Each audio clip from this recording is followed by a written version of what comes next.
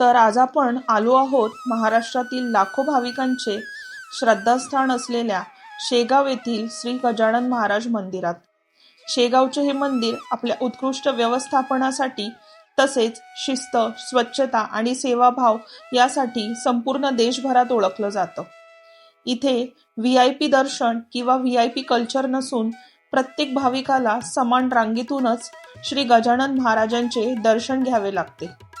याशिवाय भाविकांसाठी मोफत महाप्रसाद, मोफत बस सेवा, हजारो वाहन सहज उभी राहतील अशी भली मोठी फ्री पार्किंगची व्यवस्था, तसेच अगदी कमी दरात आणि स्वच्छ, सुरक्षित, आरामदायी भक्त निवासाची सुविधा उपलब्ध करून देण्यात आली आहे। त्यामुळे लांबून येणाऱ्या भाविकांनाही राहण्याची किंवा प्रवासाची कोणतीही चिंता वाटत नाही।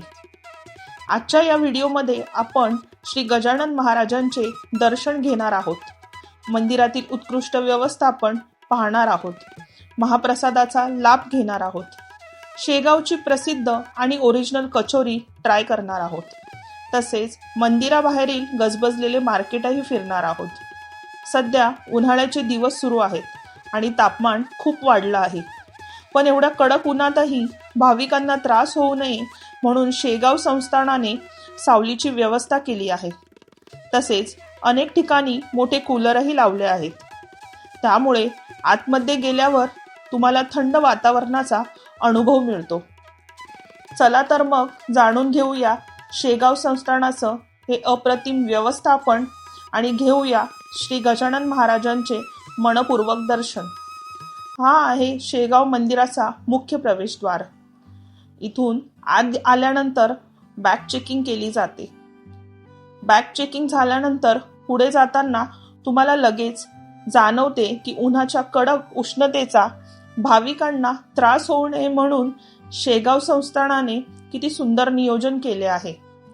संपूर्ण दर्शन रांगेवर पांढऱ्या रंगाची सावली देणारे कापड लावण्यात आले आहे, त्यामुळे थेट ऊन लागत नाही आणि रांगेत उभं राहणं खूपच आरामदायी होतं।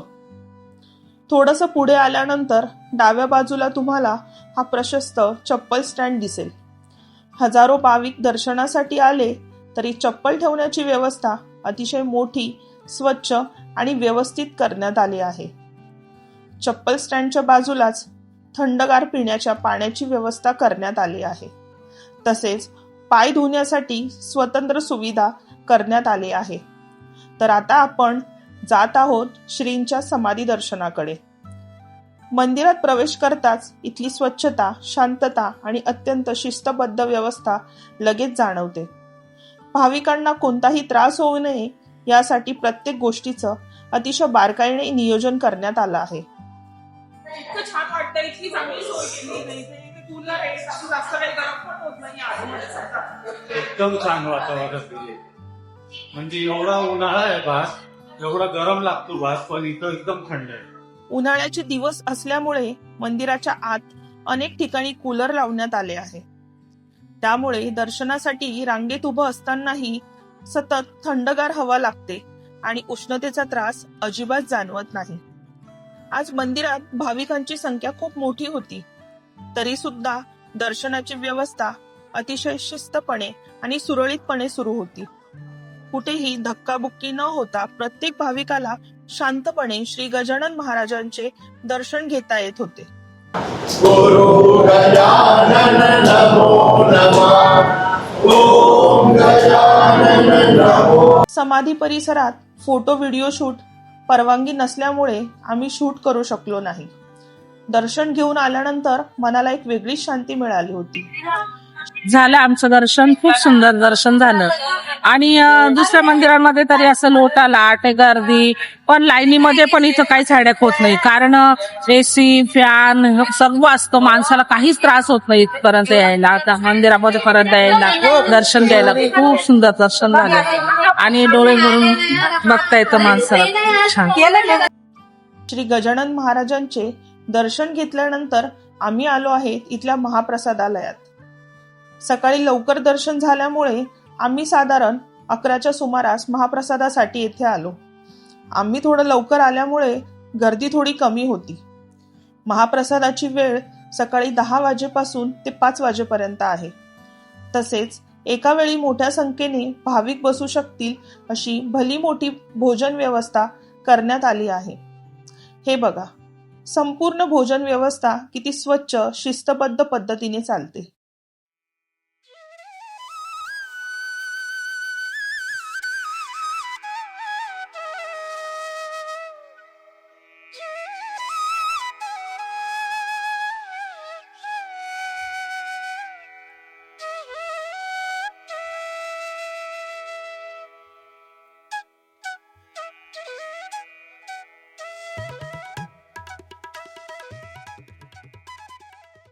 आजच्या महाप्रसादामध्ये वरण, भात, चपाती, पिठलं, बटाट्याची भाजी आणि गोड म्हणून स्वादिष्ट लाडू असा सिंपल आणि सात्विक प्रसाद आहे. आता आम्ही पण महाप्रसाद ग्रहण करण्यासाठी बसलो आहोत. प्रत्येक टेबलवर मीठ तसेच थंडगार पिण्याचे पाणी उपलब्ध करून देण्यात आलं आहे. महाप्रसादाचा लाभ घेतल्यानंतर आता आम्ही मंदिराच्या बाहेर जात आहोत. मंदिराच्या बाहेर पडतानाच दोन्ही बाजूला अनेक दुकानं दिसतील आणि खरेदीसाठी अनेक वस्तू सहज मिळून जातील.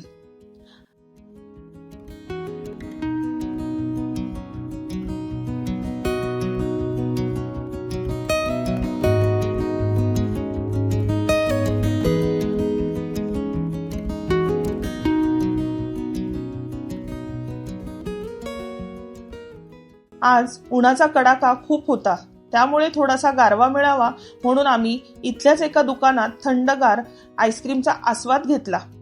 इतक्या उष्ण वातावरणात हे आईस्क्रीम म्हणजे अगदी सुखद अनुभव होता. मी आईस्क्रीम खात होते. आईस्क्रीम आहे ना, यम्मी यम्मी आहे. थोडीशी खाली आणि डायरेक्ट फिनिश. आईस्क्रीमचा आनंद घेतल्यानंतर आम्ही आमच्या भक्त निवासमध्ये परतलो. आम्ही मंदिरात गेलो, तिथे दर्शन घेतलं. काय फॅसिलिटी तिथे, काय मॅनेजमेंट आहे, एकदम जबरदस्त. म्हणजे मी तर सांगते ना, जगात असं मॅनेजमेंट किंवा इतकं म्हणजे अशी सुंदर फॅसिलिटी कुठल्याच मंदिरात नसेल. म्हणजे सिरियसली इतकं सुंदर वातावरण होतं तिथं सुद्धा.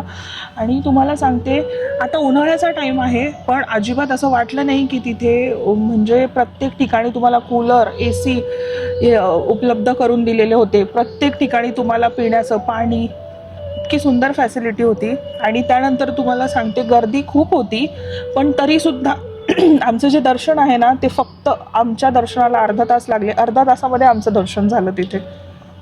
आणि तो एक गोष्ट बघितलं का, त्यांचा मॅनेजमेंट एवढा भारी असतो का ते तुम्हाला सांगतात का तुमचं दर्शन 40 मिनिटात होऊ शकतो, 1 तासच होऊ शकतो.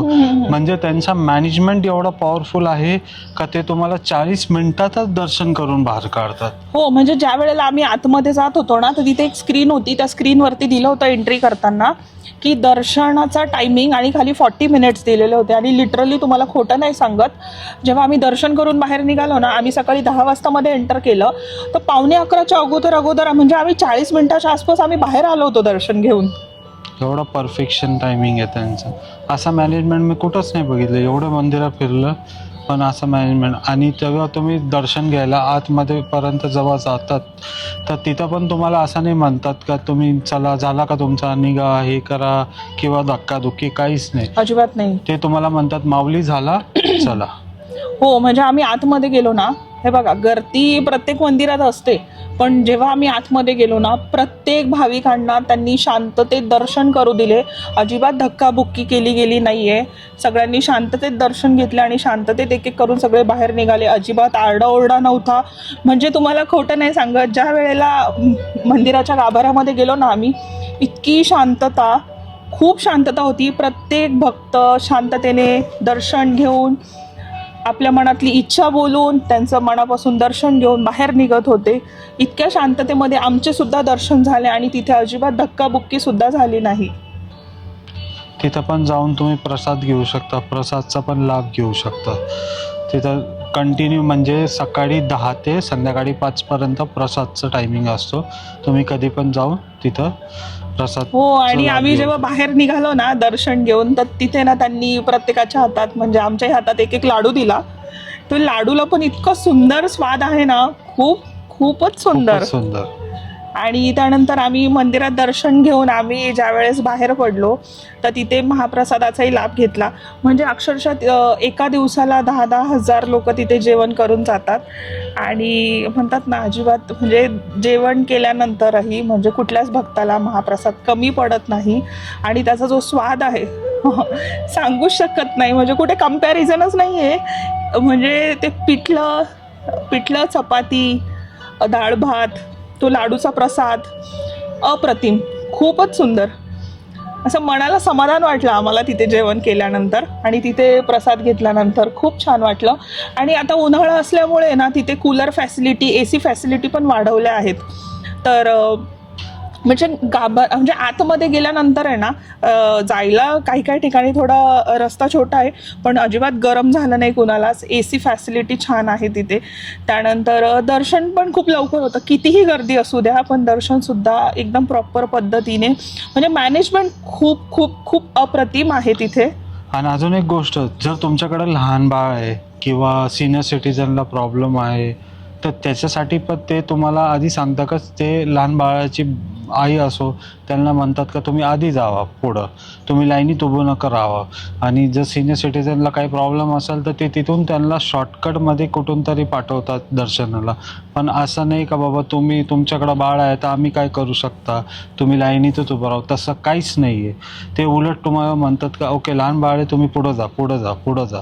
थोडी विश्रांती घेतल्यानंतर संध्याकाळी पुन्हा एकदा शेगावची प्रसिद्ध आणि ओरिजिनल कचोरी खाण्यासाठी बाहेर पडलो.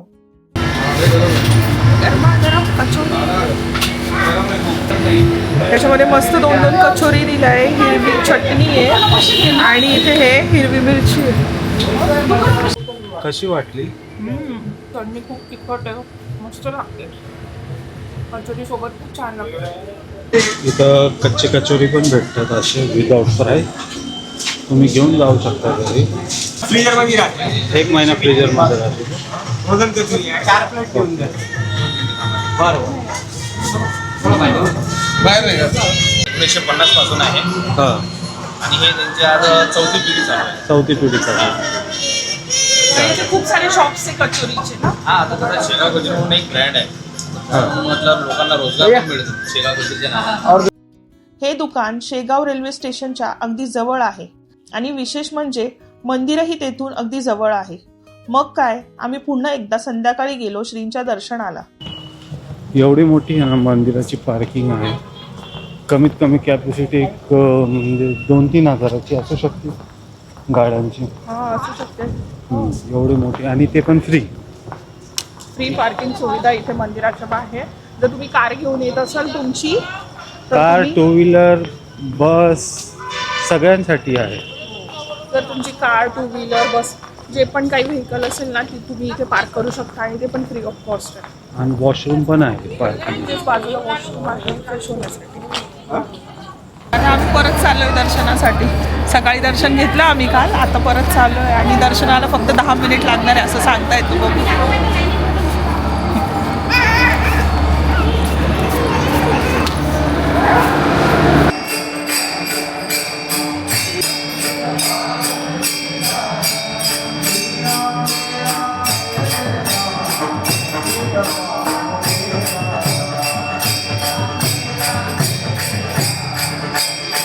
परत एकदा दर्शन झालंय आणि दर्शनाला फक्त 5 मिनिट लागले. आता किती 9:15 झाले. आम्ही काहीतरी 8:30 वाजता दर्शनाला गेलो आतमध्ये आणि लगेच दर्शन झालं आमचं, काहीच गर्दी नव्हती.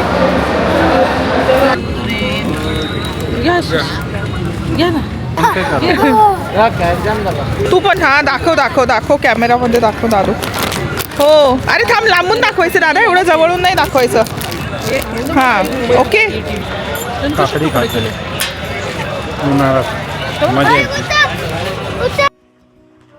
तर आजचा हा व्हिडिओ आम्ही इथेच संपवत आहोत. व्हिडिओ आवडला असेल तर लाईक करा, शेअर करा आणि चॅनलला सबस्क्राईब करायला विसरू नका. पुढच्या व्हिडिओमध्ये आम्ही ज्या भक्त निवासमध्ये राहिलो त्याची रूम टूर, रूमचे चार्जेस, तसेच आम्ही बुकिंग कशी केली, त्याचप्रमाणे भक्त निवासमध्ये जेवणाची काय सोय आहे आणि शेगावमधील आणखी तुम्ही कोणत्या मंदिरांना भेट देऊ शकता या सगळ्यांची माहिती पुढच्या व्हिडिओमध्ये देणार आहोत. तोपर्यंत व्हिडिओ बघत राहा. चला भेटूया मग पुढच्या व्हिडिओमध्ये.